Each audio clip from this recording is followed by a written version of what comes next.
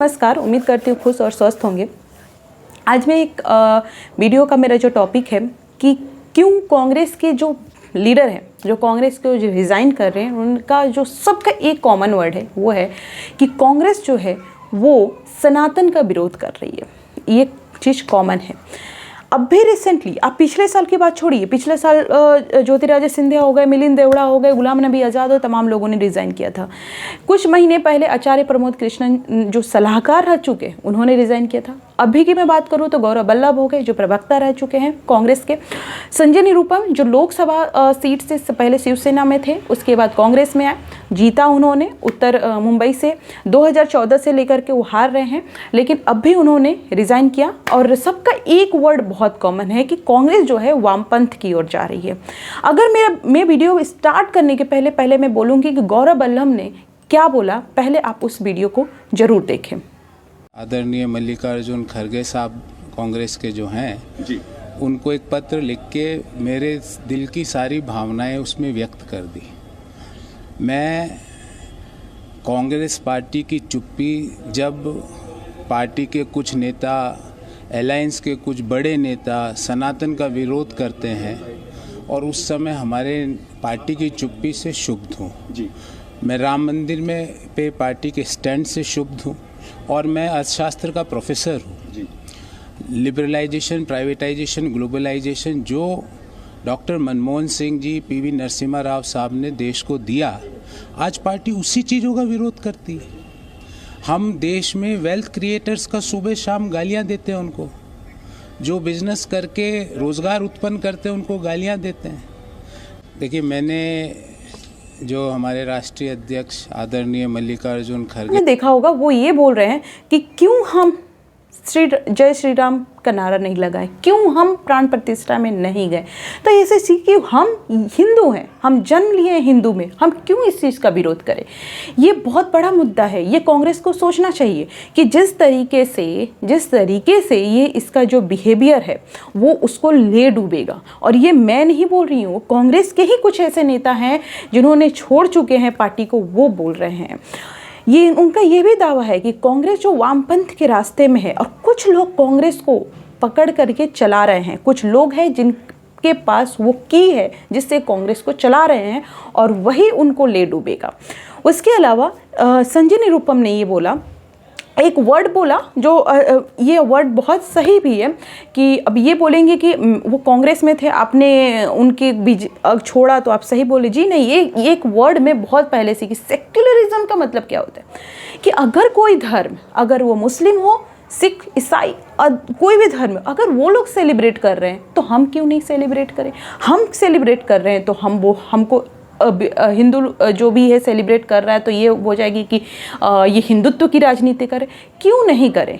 जब दूसरा धर्म सेलिब्रेट कर रहा है अपने फेस्टिवल को, तो हिंदू क्यों नहीं कर सकता है। और यही कमी है कांग्रेस में शुरू से लेकर के। मैंने कल भी एक वीडियो बनाया था जिसमें ये बोला था कि मैं जिस राज्य से बिलोंग करती हूँ उस वहाँ पे मैंने देखा है कि किस तरीके से मुस्लिम सेलिब्रेट करते थे फेस्टिवल को, और जब हिंदू सेलिब्रेट करते थे और उनके मोहल्लों से निकलते थे तो वहाँ पे पुलिस फोर्स लगती थी। ये बोला जाता था कि ज़्यादा जोर से नहीं, ज़्यादा आप वो सारी, ताकि कुछ बिगड़, दंगा फसाद होने का डर है। क्यों भाई, जब हम सेलिब्रेट कर रहे हैं तो दंगा फसाद होने का डर है।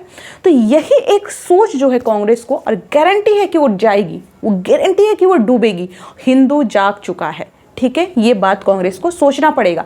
संजय निरुपम ने बोला कि किस तरीके से जहां पे कांग्रेस को महाराष्ट्र में जितनी सीट दी जाती थी वो कट करके शिवसेना में चली गई है, क्यों आखिर।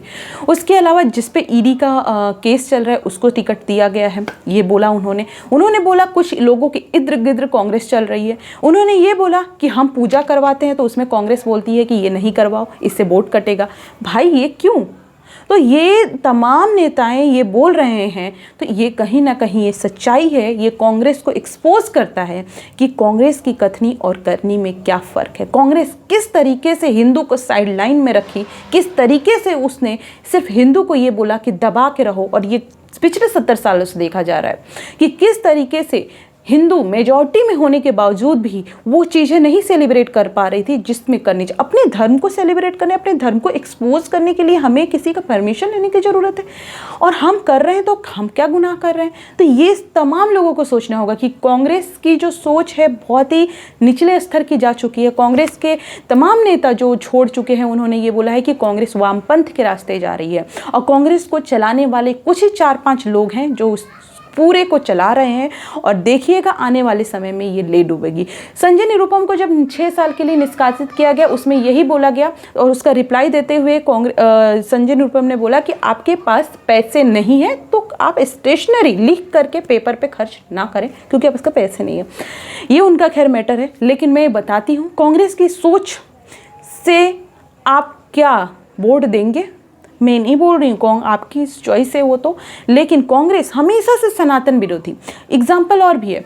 इंडिया अलायंस में डीएमके के नेता हैं जो सनातन धर्म का विरोध करते हैं, सनातन को खत्म करने की बात करते हैं, यूपी बिहार के लोगों के बारे में बात करते हैं, सनातन को खत्म डेंगू मलेरिया बताते हैं, राम जी का इंसल्ट करते हैं, कांग्रेस चुप रहती है। तो इसका मतलब क्या है कि कांग्रेस का भी हाथ है। तो आप मुझे बताएं, इस रवैये से आप कांग्रेस को वोट देंगे क्या? क्या देश के विकास के लिए अपने जड़ को भूलकर विकास संभव है क्या? जब तक आप अपनी जड़ को मजबूत नहीं करेंगे, जब तक अपनी सभ्यता, संस्कृति, कल्चर को मजबूत नहीं करेंगे, क्या विकास संभव है क्या?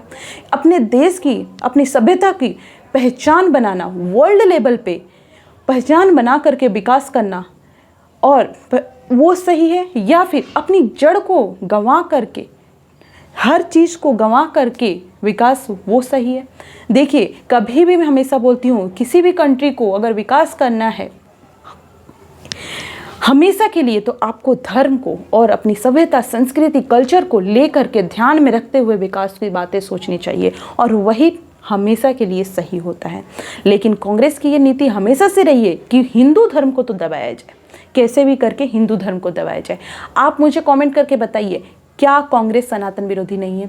अगर नहीं है तो क्या हमेशा डीएमके जैसे उसकी जो अलायंस में पार्टी है वो हमेशा सनातन विरोधी बातें करती है, हमेशा हमारे भगवान की इंसल्ट करती है, हमेशा ये बांटने की राजनीति करती है, क्या उसका सपोर्ट करना कांग्रेस को, कांग्रेस अगर उसके बात को लेकर के कुछ नहीं बोल रही है तो क्या कांग्रेस भी इसका सपोर्ट नहीं करती? आप मुझे कमेंट करके जरूर बताएं। थैंक यू सो मच, मिलते हैं नेक्स्ट वीडियो में। अपना बहुत बहुत ध्यान रखें।